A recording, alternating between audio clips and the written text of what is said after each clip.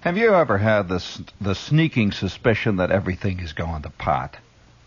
I mean, it's not only just your knee that's going bad, but it's just everything that's going to pot. Everywhere you look, it's beginning to sink down into the mire. It's beginning to slowly slough, flop around in the mud. By George, everywhere you look.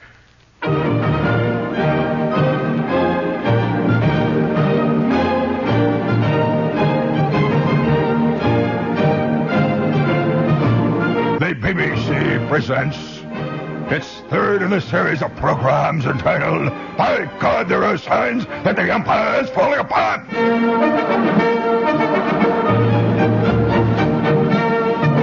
Straws in the wind everywhere.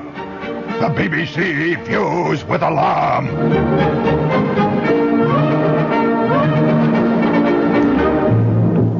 Once again, the BBC and its worldwide broadcasting services on the third programming department bring to you its evil straws in the wind.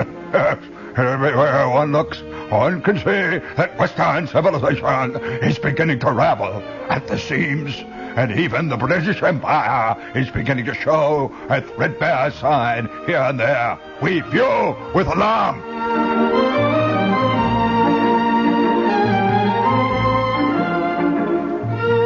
Tonight, our straw in the wind is from one of our most honored colonies, Canada.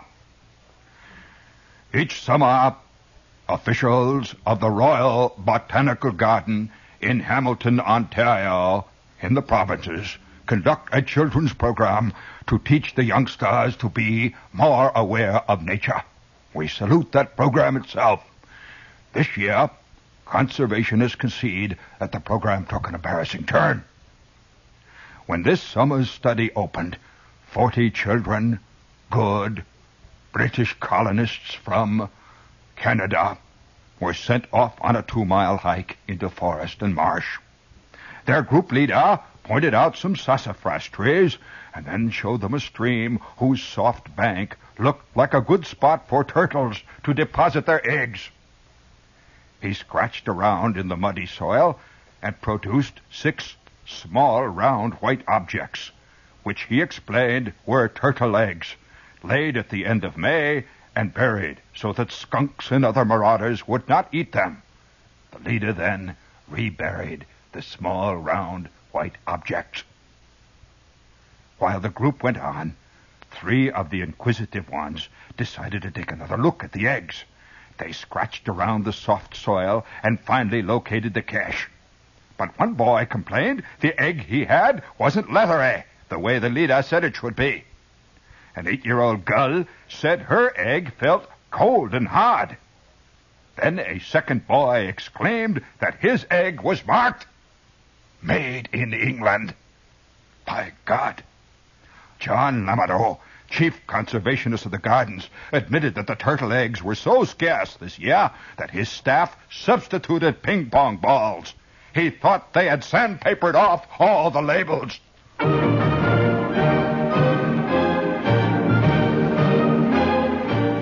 Once again, the BBC brings you its program. Evil straws in the wind. The downfall of Western civilization is imminent, and everywhere one looks, one can see the empire is slowly beginning to decay. Ping-pong balls, indeed.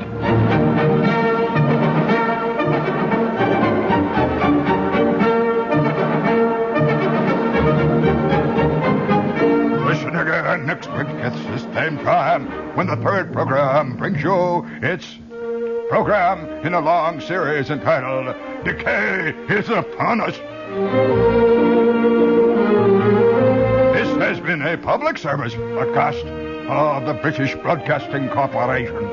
Stay tuned for Wilfred Pickles, who follows in just a moment with funny sayings.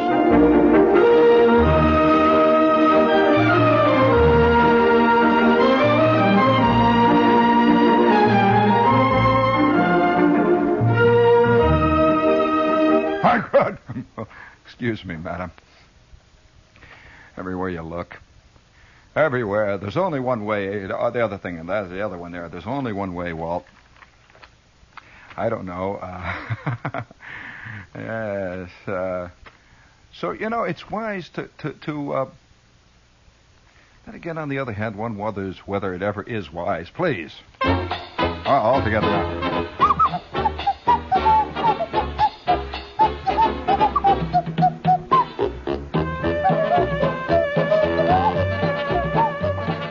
There, that's enough. I haven't blown the old nose flute in a long time.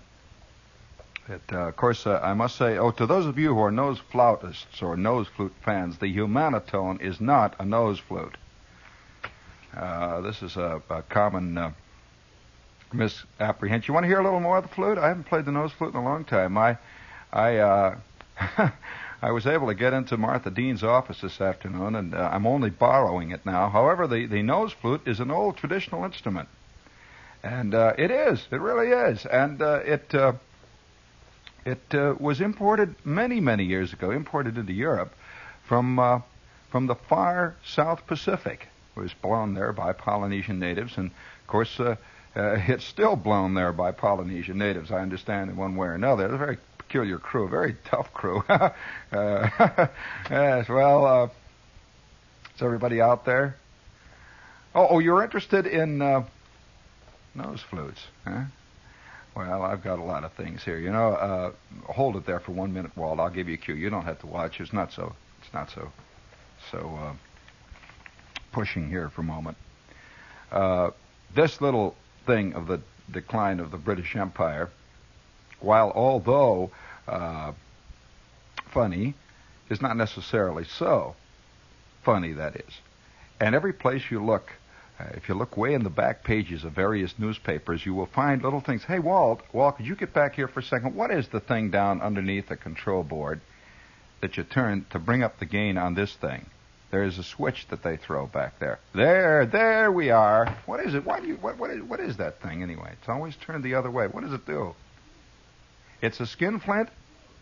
It's a cue. Oh, good. Gee, I'm back on the air here. It's funny. We've got speaking of funny little straws in the wind, there was a great article that came out of a newspaper here a couple of days ago. Yeah, they show him that, because if he's called upon it, he'll want to know what that thing is there. Interesting little thing. Hardly anybody works it except to turn it off, whatever it is. And that's something there. But I have a little story here that is in connection with this general rise and fall. I'm debating here tonight whether or not to really touch on this problem of reality in our time. I don't know whether I should tell the story about the great fish cleaning. No, don't just say yeah. Everybody says yeah, tell a story. Well, I don't know whether or not the urban citizens of Eastern America are up to a glimpse into the reality of life and death, and that's in little letters. That is not capital letters. It has nothing to do with magazines. I wonder if there's a magazine being prepared called Death as an antidote to the other well-known magazine. Oh, no, don't laugh. Don't laugh. We've got one called Fortune. We've got one called Time. It only seems that I know that. Do you know that there's one called Taxes? So it only falls into place that there's an inevitable opening there for somebody who wants to turn out a magazine to fit out the great cornerstones of reality, of existence or non-existence. As long as we're on the subject of existence, I have this little piece here that I'll think about whether I should tell you the story about the great fish clean. How long has it been since you've cleaned any fish? I wonder whether or not the people who live here in the eastern seaboard regions and whose only contact with fish is going to a fancy seafood joint and waiting in line for about 4.5 hours till you get in there and you can buy yourself a lobster. I'm not so sure. I'm not so sure you know that those are live things, and that somebody grabbed it in his hand, while it was fighting them. I'm not so sure you know about that, so I don't know whether we should tell you even that. Raleigh, North Carolina, United Press International. Wally Owsley, a local boy from Raleigh, spat a watermelon seed 35 feet 6 inches yesterday. The unheralded Owsley's remarkable performance astounded the crowd, shamed his competitors, and broke the Watermelon Festival tomato seed and watermelon seed spitting contest record. The old champion, John Alexander, once spat a watermelon seed 34 feet flat. His best effort yesterday was 29 feet, and a good spit at that. And it appeared that it would win in a walk. Then Owsley, an unknown competitor, stepped to the foul line, bit off a hunk of watermelon, and carefully selected a likely seed with his tongue. He held the seed between his teeth, wafting air around it to dry it off. Then he leaned his 200-pound frame forward, squinted, and loosed a mighty spit that brought gasps of wonder from the crowd. 35 feet 6 inches, a new world record. It's just a matter of conditioning, said Owsley very modestly.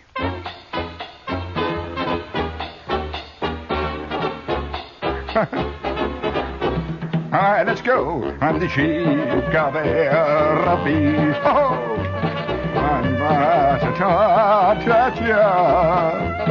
Oh, at night when you're asleep. Hold it. That's right. I know just when to stop. Just when to stop and just when to start. Now about Owsley, in case you're interested in Owsley's record, I once held a record which I'm not very proud of, although yet now thinking about it, I think I should be even prouder of it than I was at the time. Speaking of sullen records and sullied escutcheons, this is WOR AM at FM New York, and we'll be here until midnight. All right, I'll tell you the record I once held. It's an awful record, and when you're a kid, in fact, all the way through your life, when you're a person, when you stop being a kid and you become a person, you still are a victim of the reward principle of existence, where you do things because of certain subtle rewards that will befall you if you do them. Now, it's hard to know when this starts. Does a guy write a great novel because he wants to say all this fantastic stuff about existence, or are there other things? Like, Cheers. Like making a scene at Sardi's. Like having Richard Rodgers recognize you're alive and shake your hand, and all that kind of stuff. You get on the Ed Sullivan Show. I wonder. Very hard to know, you see, because some of my best friends who started out to be artists are now just plain personalities.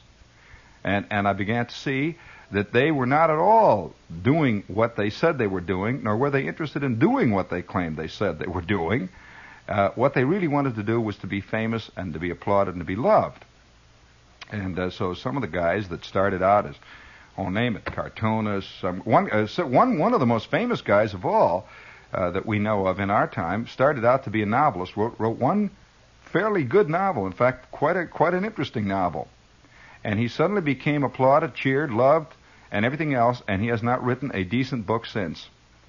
And he goes around now, and all he does is be cheered, loved, and applauded. And oddly enough, he has written about more today than when he was writing. Now they only write about him. Oh, they write reams of copy about him, always saying, why isn't he writing? What terrible torments are within this man that cause him not to write the next great American novel? And he plays Carnegie Hall, and he plays everything, and he goes around. And he's more famous today than when he was writing. Well, now the question is, did this guy really want to write or not? Or did he just want to be a writer? That's in caps, you know. They're not the same thing at all. I have a friend who started out to be a great cartoonist, and now all he does is, sort of be around and be a great character, which is okay, except that it says something about what the original idea was. This is what I'm interested in here. So as a kid, you start out, and people hold out rewards to you. And they'll say, now, if you're a good boy, and if you'll eat your peas, and if you eat all your beets without spilling them on the floor and drink all of your milk, we'll go to the show tonight. Well, all right, so you begin to associate eating peas with Tarzan. It's true. You really do. It's a little subtle thing there. And somebody says, now, if you're a good boy, we will allow you to stay up 1/2 hour later tonight. You won't have to go to bed at 9 o'clock. You can stay up to 9:30 and be bored for an extra ½ hour tonight and wonder what to do when there's nothing to do. You just stand around and scratch. But nevertheless, if you are a good boy, you will be allowed to stay up late. Now, subtly, we begin to assume a thing of total illegality, which is like staying up too late, going to see Tarzan movies, is somehow associated with being good. If you're good, you can do things you shouldn't do. Like if you're good, you can have 3 malted milks. Well, it's an interesting system, and nevertheless it works. And you don't know quite where it starts and where it stops. Now, I, as a kid, became, through one reason or another, I became a fantastically involved fisherman. I didn't do much fishing because there wasn't a great deal of fishing around where we were. So I read all the fishing magazines, Field and Stream, Outdoor Life, and I'd read about these guys going to Alaska and fishing for salmon. I'd read about these guys going up into the Sierra Nevada mountains fishing for golden trout. And I'd read about these guys who have discovered this untouched bass lake somewhere in the Ozarks, and giant 25-pounders are leaping into their boat, and they're beating the pickerel off with the oars. And the fish were so fantastic that they chased them ashore. The fish just chased the fishermen right up into the woods, that kind of thing. And I'm reading these stories. And I became known in the family, I don't think I've ever told you about this, as the kid that was the nut on fishing.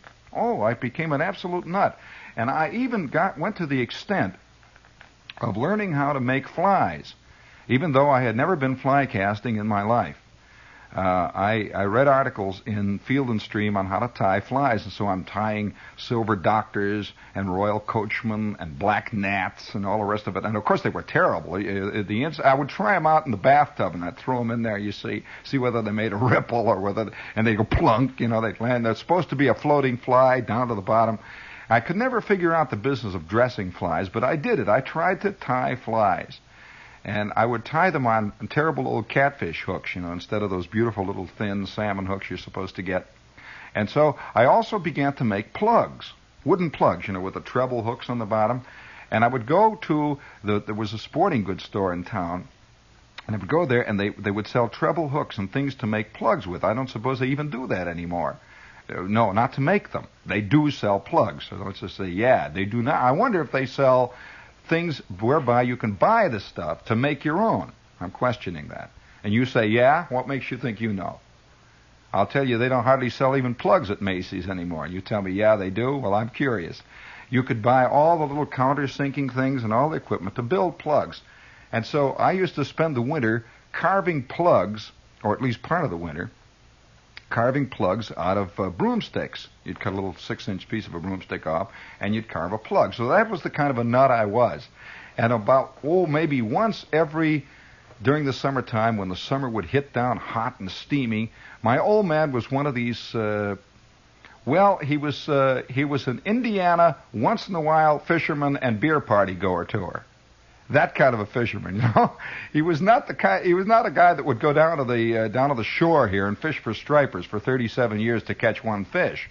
Be there every day. No, not at all. He was the kind who would go about once every month when all the guys down at the office would have that itch, they decide, let's get out, because the bowling season was over and everything, and it was a way of getting away and drinking a lot of beer and yelling. Well, to me, that was a sacred thing. They were going fishing. I never really quite realized, that there are people who fish and there are people who go fishing. Now, there's two different things entirely. And so he would gather these guys, and they would go down to the single lake. Now, why nobody fished in Lake Michigan, I don't know. A few people would fish down there. But Lake Michigan was too big and too awesome and everything. And no one really went to, when they were going fishing, they didn't go to Lake Michigan. They would go to this lake, and you do not know what an Indiana lake is. And just give me one moment here, and I will describe to you what an Indiana lake in northern Indiana is. To begin with, it is much hotter there than it is here. Heat out in Indiana and in southern, throughout Illinois and Kansas and Kentucky and Tennessee, heat is something you can literally slice off. You can cut pieces of it. They used to slice it off, and my old man would pile it up in the basement, to keep it for summer. When summer was over or on cool days, we would bring it out and burn it. Really, heat was just something you could grab by the handles. It was fantastic. And once in a while, you could look out. You would, once in a while, almost every day, you would look out of the house, or you'd walk around the street, and the whole town is just shimmering. It's just hanging. Everything is wiggling. And you'd look across the street, and you'd see little old fat ladies, and they're skinny. When the heat is shimmering, they get real skinny. It's like the funny mirrors at Coney Island, and skinny people would get fat, and cars would get long and skinny, or they'd get short and fat, and it's just all heat thing. And we used to have actual, heat, a combination of heat and sun, and a certain kind of sky produces mirages. They don't only have mirages in the desert. This is something that people are not aware of. They keep thinking in terms of the mirages in the Sahara Desert. Well, all it takes is good flat country, Ed. That's right. Good flat country. It takes a certain kind of heat. It takes a certain kind of humidity. It takes a certain kind of sky. And by George, you're looking at Cleveland. That's the truth. We would be going out. I remember many's a time standing out in the outfield on a fantastically hot day, and looking out across the prairies, stretching out endlessly on either side. Once in a while, there'd be a little building sticking up, and you could see those prairies. And way out past the swamp, you would see this shadowy thing that none of us would even pay any attention to. It's Cleveland. Yeah, or it's Indianapolis. Or once in a while, you would look up into the air. Sure, you could get on a very hot day.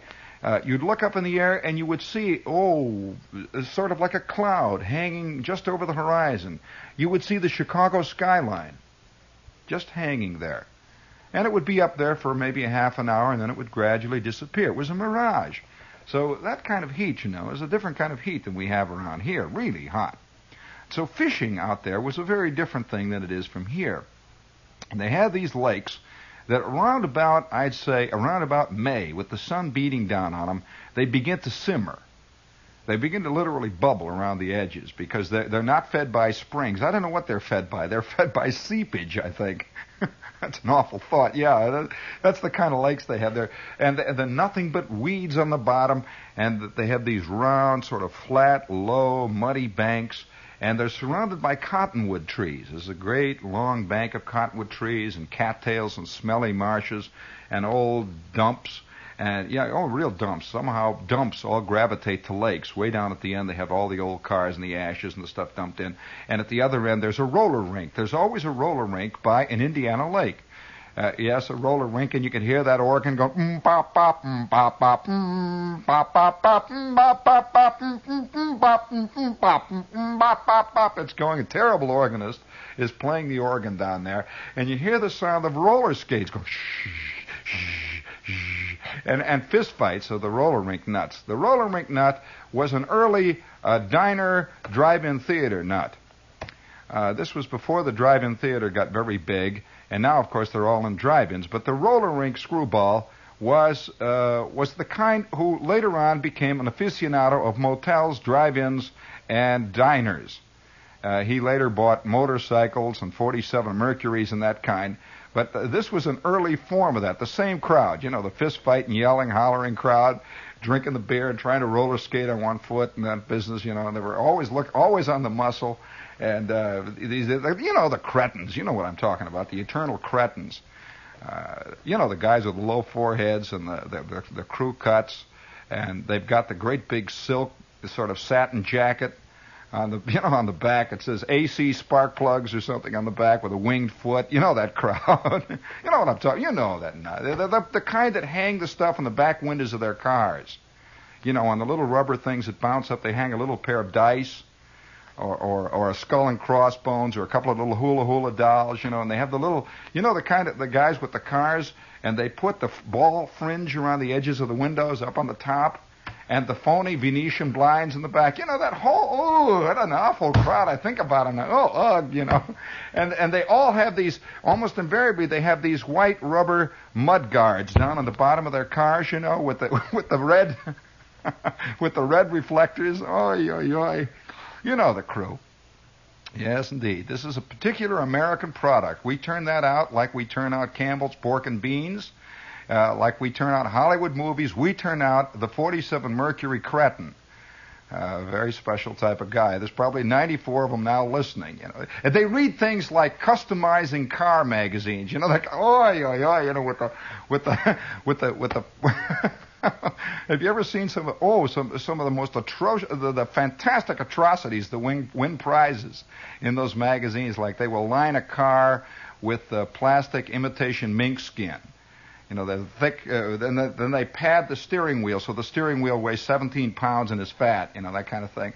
And they have little. One guy, did you see? I saw one where a guy had a TV set, a bar, and a folding Castro bed in his trunk that was automatically operated and all lined with white imitation mink. It was a very, very interesting automobile. Well, it's that kind of aesthetics that that brings the roller rink to Cedar Lake, Indiana. Well, about 150 yards away from the roller rink is the Cedar Lake Dance Hall. Now, the Cedar Lake Dance Hall is another steamy place that is filled with yeasty cast-offs from the roller rink. These are guys that can't roller skate. And now they're all down there listening to this Mickey band. There's 12 cretinous musicians down there, and they're playing Red Sails on the Sunset. And in between them are 17 small shacks known as beer halls. So now you got the picture of the wilds. So this is nature in northern Indiana. Now surrounding that is a gigantic swatch of total darkness, absolute pitch black Stygian darkness, and there's this one tiny island of totally decadent bucolic merriment. The roller skates going, and you can hear Mickey Isley's band in there. The 7 Mickey Men of Rhythm are blowing it out there, and you can hear them tootling away. And in the middle of the lake are over 17,000 fishermen at 2 o'clock in the morning in lead rowboats, rented at $1.50 an hour at 3 o'clock, 4 o'clock in the morning, and over the entire scene, you see, remember, the temperature is 175 degrees, humidity about 1,200%. You can smell decayed toads. You can smell the dumps down at the other end of the lake, and once in a while you get a waft of Sinclair oil, which is about a mile away, down there, the refinery. And there's 1,274 guys sitting in the middle of the lake in one little clump, fishing for the 19 crappies, which are in that lake. Crappies these are a Midwestern fish of an undetermined species which have never been known to fight or anything. They're just down there. No one quite knows what they eat or anything, but everybody's fishing for them. And so they sit at 2, 3 o'clock in the morning. And each one of these boats, by the way, contains, these are regular little old rowboats, the little plain old rowboats with a couple of seats across, a minimum of 9 guys apiece, and 14 cases of beer. So there you've got the scene. And once in a while you hear the sound of a guy falling into that soupy water. You hear out of the darkness, the total Stygian darkness, the mosquitoes are humming, and you hear the roller rink going, Charlie, hey, Charlie's falling in, hey, for God's sakes, and then it slowly dies down. They pull Charlie out of the drink, and Charlie is laid on the bottom of the rowboat, and he's erping up that green water. Now, the water that they have in these lakes is not like water you know about. The water in these lakes is composed of, I'd say, about 10% cast-off stuff that comes out of the Shell refinery. I'd say about 12% of it is used detergent. there's about 15% of soupy material, which is composed, I say, equally of decayed rattlesnakes, decayed toads, and dead crappie fish. Then there is a funny liquid that holds them all together. No one has quite, because everyone's a little bit afraid to admit it's water. Because, this is something we don't want to even look at. As I say, these lakes are made out of seepage. And so there it is. There's that stuff. And it just sort of lays there. And about August, after the sun has cooked this stuff for, as I say, 110 degrees on the surface of the water all day long, by about August, this stuff is slowly simmering. It's like a great big pot of old cream of wheat. And at 2 in the morning even, you can hear the water just going... Big bubble of some kind of gas comes up from the bottom and just bursts by your boat. Ooh, oh boy, and what a smell. You smell it from miles away. And the saddest thing of all, of course, is that usually on these lakes there are about 19 cottages to the square foot. And each one of these cottages has a large motorboat. And I don't know whether you've ever heard a motorboat going through a sea of number 10 oil. It's a very interesting thing. Yeah, the guy has a 20 horsepower engine. It's going, and the boat is going, sort of moving, parting the stuff. Great globs of water. Now, come on, watch the show. Don't get excited. Great globs of water, you see. And then once in a while, this is the funny part of it. It gets even funnier as you get closer to the way they live out there. They will swim. They will swim in this water. And here's the way swimming is done in Cedar Lake, Indiana. It is impossible to swim near the shore because the shore is one great big sea of mud. And boy, I'll tell you, this is creative mud. This is mud that goes all the way down to the core of the earth. They say that if you drop something into the mud there, it can never be found. Yeah, that's what they say about those lakes. You just drop it in, it just keeps going down and down and down. No one knows how deep the mud is. It just goes, as I say, to the core of the earth. So no one swims near the edge of these lakes. They go out to the middle of the lake, and this is the way the swimming is done.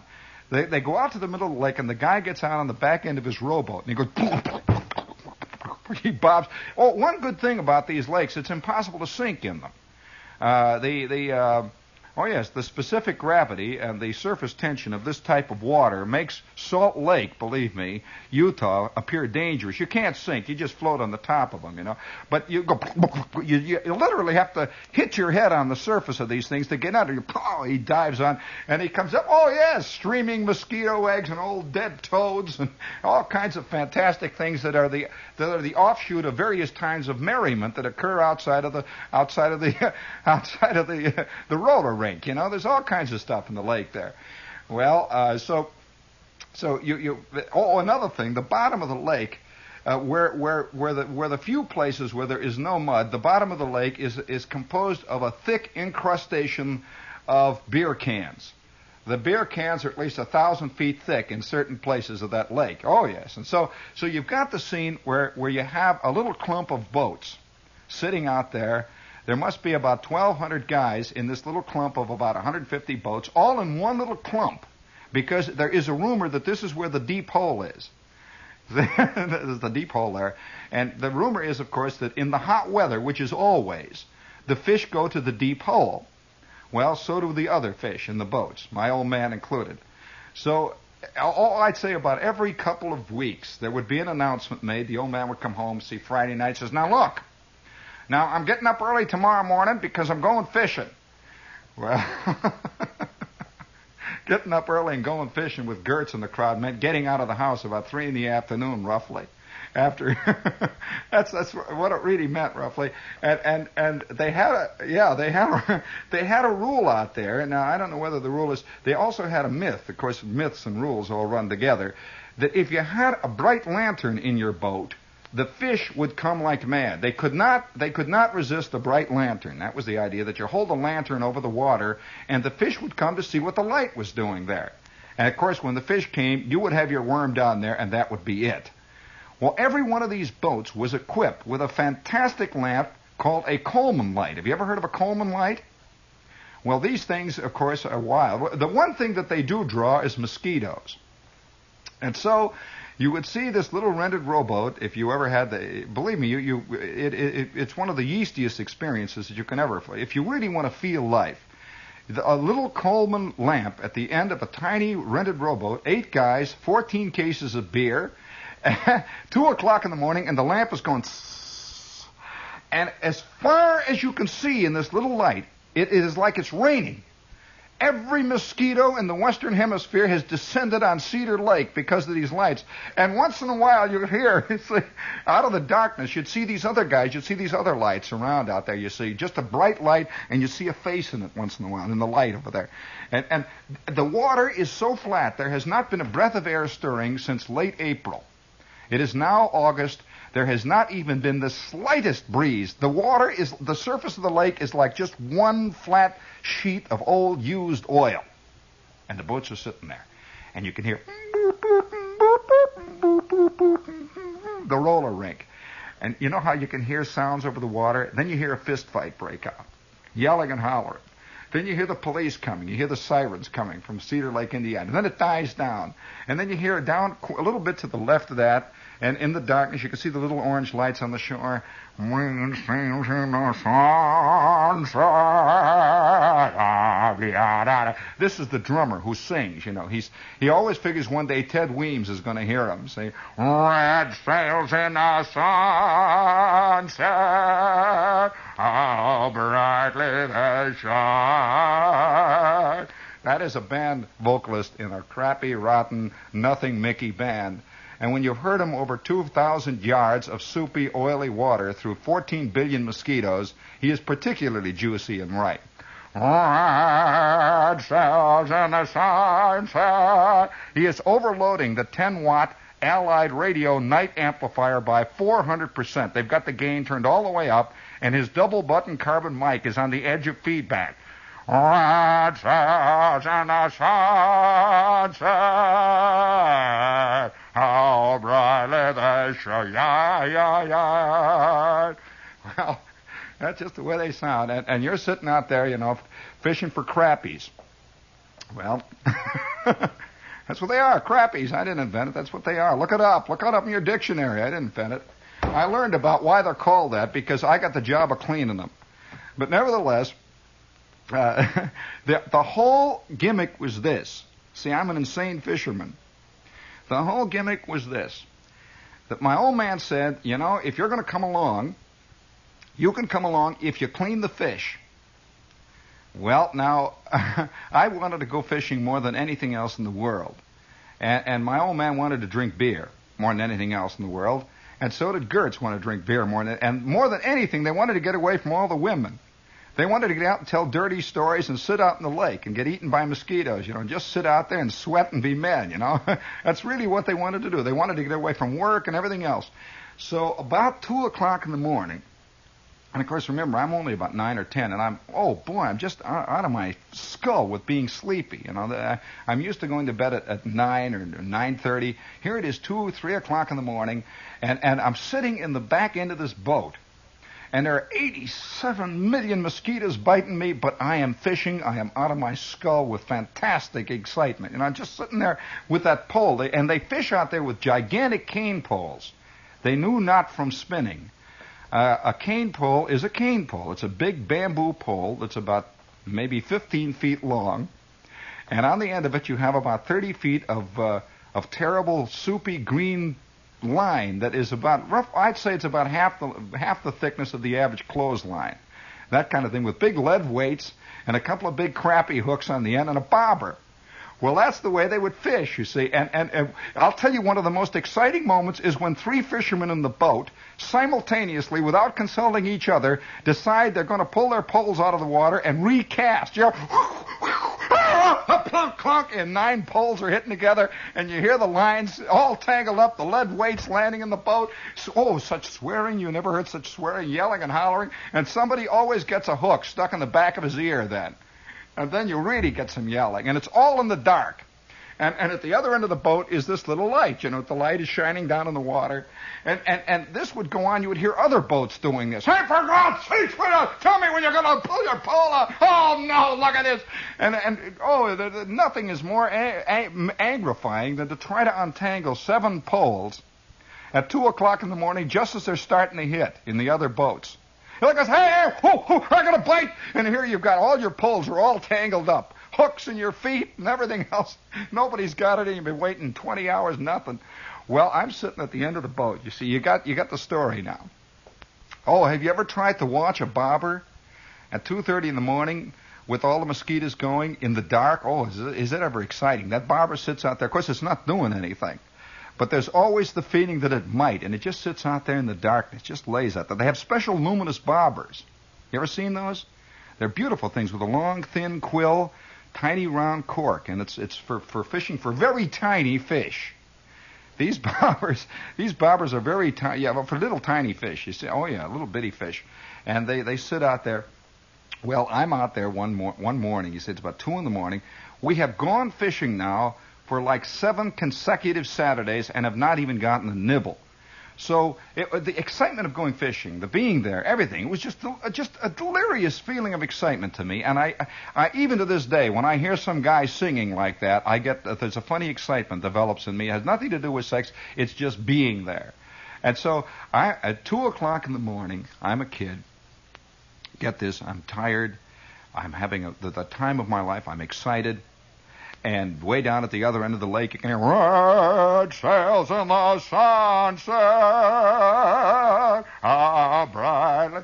And I can hear the roller rink going, and the mosquitoes are humming. And once in a while, you hear the muffled shouting and cursing of somebody in another boat, and the Coleman lamp is burning. And we're sitting there, and Heine Gertz is stewed to the ears. Gertz is down at the other end. He had a fantastic collection of rotten stories. And early in the evening, my old man keeps saying, there's a kid with us, you know. I mean, now, you know, we are and by 2 in the morning, all of them have had enough so that, you know, it doesn't matter. They're telling stories, and I don't care. I'm sitting there hanging onto my cane pole when I get a nibble. My bobber goes like that. Oh, I got a bite. I say, I got a bite. And the guys all sort of look, oh, what are we in? Okay. Shh, be quiet. Oh, shh. And we're sitting there. Everybody's watching his bobber now through this beer haze and with the guys singing, and all of a sudden, all the bobbers started. Well, they start pulling up fish. You never saw anything like it. We are pulling up fish. We're out of our skulls, pulling crappies in, real fish, and they're flying into the boat, and they're flying one after the other. These little white fish are flying and hopping around in the bottom of the boat, and within a half an hour, we had 47 fish. We were knee-deep in crappies. We had hit the jackpot. Well, the old man, you know, he was just wild. He was yelling and there, screaming and drinking the beer and pulling the fish in. And all the other boats around us are being skunked. For some reason or other, we have been in the right spot. The fish have come out of their hole, or whatever it is they are, in the bottom of the lake. They've come out of the beer cans and the old tires, and they've decided to eat. And we caught all 47 fish that night. And all the rest of the boats, you could hear them pulling up the anchor, rowing over. And the boats are bumping into us. There's a big, solid phalanx of wooden boats around us. You could walk from one boat to the other for miles around, you know. And we're catching all the fish. Well, the old man, you know, was out of his skull. By about 4 o'clock in the morning, they have stopped biting. We are now back on the land. We are in the car, and I'm falling asleep. We are driving home, and they're all yelling and hollering, drinking, throwing beer cans out on the road. Oh, they're having a great time. We get back to the house, and my father says to me, as we are coming out of the garage with Gertz and all the rest of them, he says, and now Jeannie will clean the fish. Jeannie is going to clean the fish now. He says, let's go in the house. He says, you clean them on the back porch, will you, kid? He goes in the house with Gertz and all of them. They light up the lights in the kitchen. They sit down. They're eating sandwiches. And I am out on the back porch with 47 live flopping crappies. And boy, that name was well earned. I am telling you, fish that are taken out of muddy, rotten, lousy, stinking lakes are rotten, lousy, stinking fish. They are. And they're all alive, and they're like made out of hard rubber. A fish, believe me, a fish that can live under those conditions is a tough specimen. These fish, well,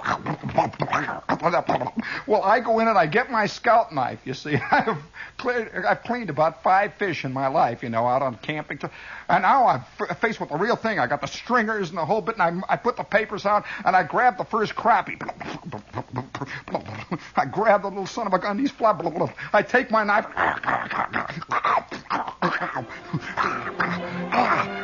I plunge right into it. Oh, I'm getting sicker and sicker. 15 crappies, 20 crappies, 30 crappies, 35 crappies, 40 crappies. They're flopping. They're getting smellier by the minute. And that night I learned about life. Crappie after crappie. It was a matter of honor. A matter of honor. A man has his fun, he pays. 27, 30 crappies, 45, 47. That was Gene Shepard. He'll be back again tomorrow night at 11:15. This is WOR Radio, your station for news. Get television's most complete coverage of up-to-the-minute developments in Latin America, plus news of Latin Americans in New York. Watch Pan American Newsreel Saturday nights at 10 on WOR TV, Channel 9. Stay tuned now for the Long John Nebel Show. This is WOR AM and FM, your RKO General Station in New York. It's 12 midnight.